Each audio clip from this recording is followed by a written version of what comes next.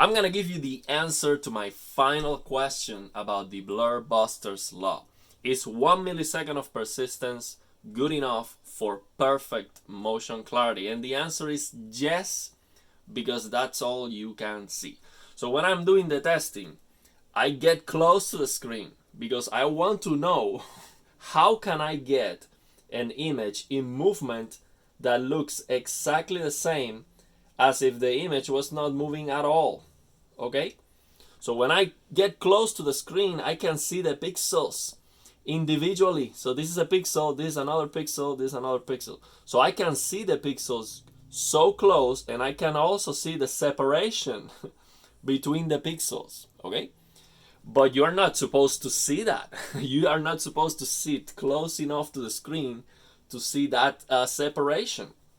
So basically, when I am doing the motion blur test, I don't see in movement perfect pixels. I see them blending together. So when I am at 4K 120, moving at 120 pixels per second, sample and hold, so no black film insertion, I have a match. So I have 1 pixel per frame. So I have this pixel here moving from left to right, for example, and the refresh rate is matching the speed. So I have 1 pixel moving, moving, moving, and it match. So at that point, I have the equivalent. It is, I don't have 1 millisecond of persistence. The minimum motion blur I can get on 120 hertz sample and hold displays is 8.3 milliseconds. Okay, but you can get the 1 millisecond a picture if you reduce the speed of the object. So this is at 1000 pixels per second. But if I reduce the speed, or you know, the approximation, 960. But if I reduce the speed to 120 pixels per second, then I see how the UFO test will look like if I had a faster display. Basically, if my display was 1000 hertz, 1000 frames per second. So when I am looking at the UFO test at this speed, at 4K, this is what I see. I see blur here and blur here, because the Blur Busters law states that 1 millisecond of persistence is equal to 1 pixel of motion blur when moving at 1000 pixels per second. Okay, so you have 1 pixel of motion blur, so that's not perfect, not at all. You have 1 pixel of motion blur. You have half a pixel on the leading edge, and you have another half a pixel. So, let's paint half a pixel.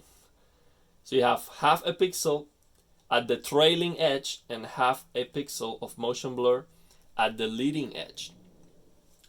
So there is motion blur, but the problem is you're not supposed to sit close enough to the screen to be able to distinguish that, each pixel and the separation between the pixels. You're not supposed to see that. So that is considered perfect. Okay, that is considered perfect because that's as good as you can see.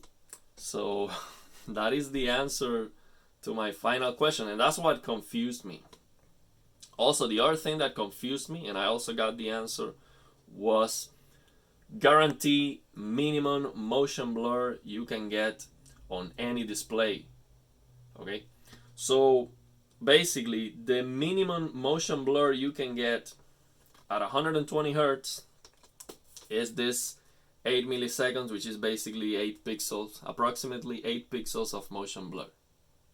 So it doesn't matter if so what that means basically is that it doesn't matter if the display has a faster gray to gray, if it's, all the conditions are ideal. It doesn't matter. At 120 hertz sample and hold, the minimum motion blur you can get is 8.3 milliseconds of persistence, which is the equivalent of about 8 pixels of motion blur when moving at 1000 pixels per second.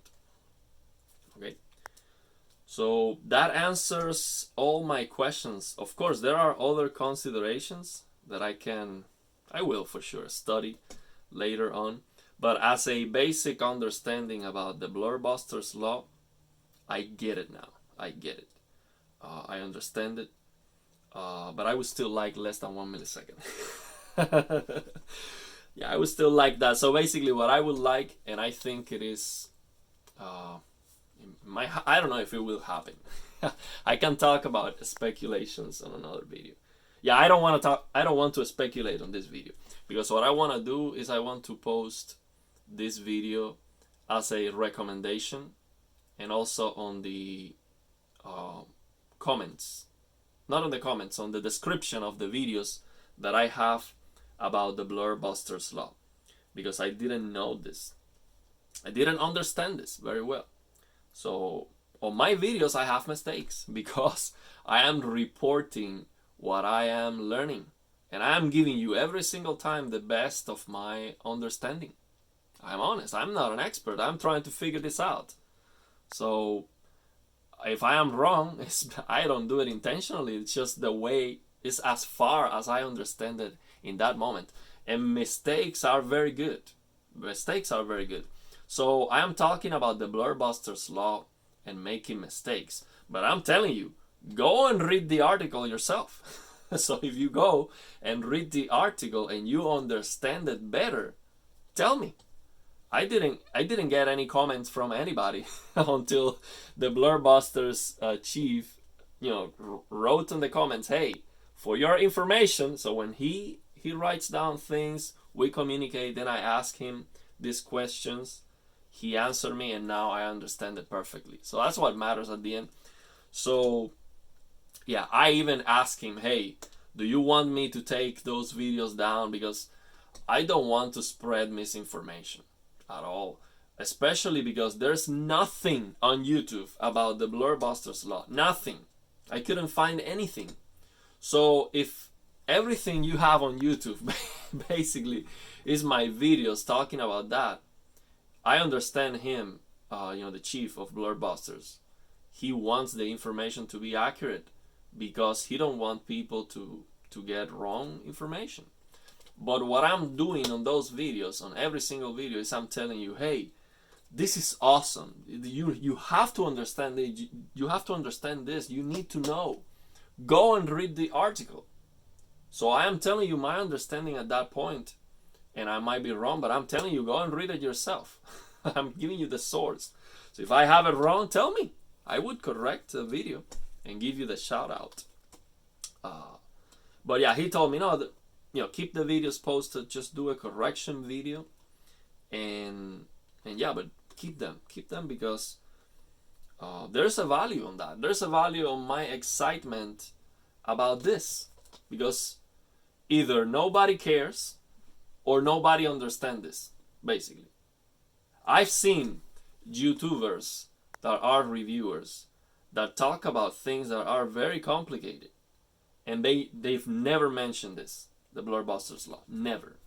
For example, I am a big fan of Hardware Unbox, and Tim from Hardware Unbox, he's the best. I mean, I don't know of any reviewer that reviews monitors that does a better job than him. I don't know. If you know, tell me, because I would like to follow him. And I've never seen Tim talking about the Blurbusters law. And I'm sure he read the article.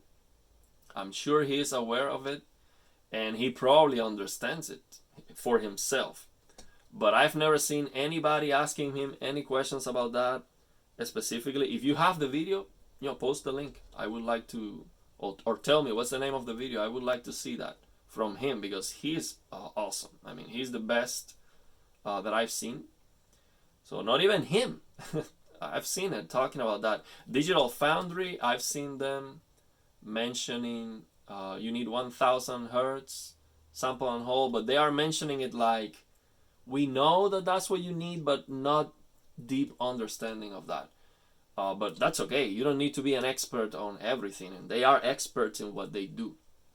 So that doesn't mean I'm better than anybody. What I'm saying basically is that this information about the Blurbusters law is heavy.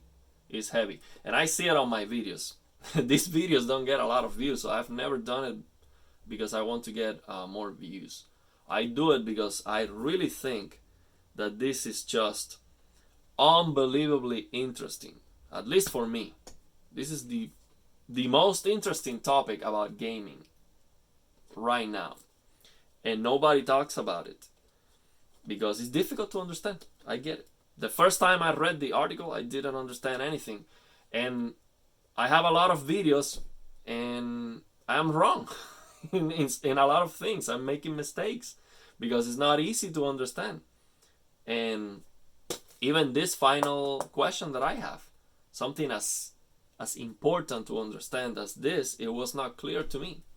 It was not clear. And I read the article. It was not clear. But now it is. So let me know if you have any questions.